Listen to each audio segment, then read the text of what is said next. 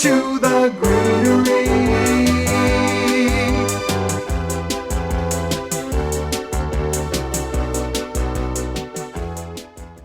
The next plant we want to introduce to you is a variety of Ipomoea, or sweet potato vine. The variety is called Marguerite. It is the most vigorous of all the Ipomoea. There are quite a few different varieties on the market. We do carry a lot of them. But if you want substantial size, large leaves, and that nice chartreuse look, then make sure you go with this variety called Marguerite. It can be planted both in sun or in shade. This example here is in a planter that's in filtered light or more shade than sun. It's got that really nice bright look to it. In full sun, it has more of a gold hue to the foliage, so it does give it a little bit of a different look in that situation.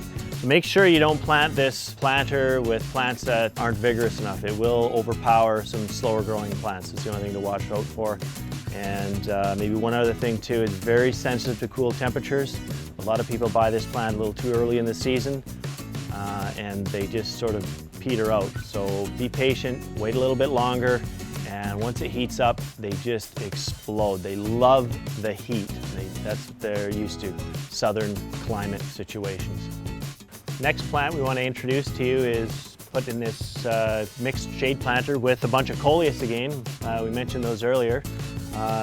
Beautiful variety here with nice ruffled edges. I actually forgot to mention that, showing some of the other ones like Witch Doctor.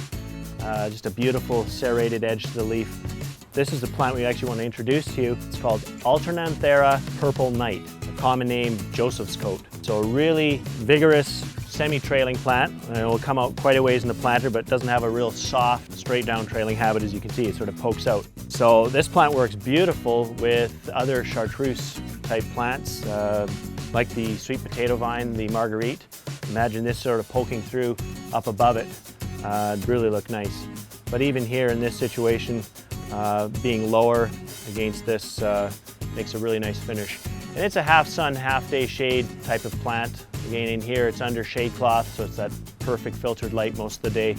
But in a normal planter where it would receive half day sun, half day shade, it'd be totally great for it.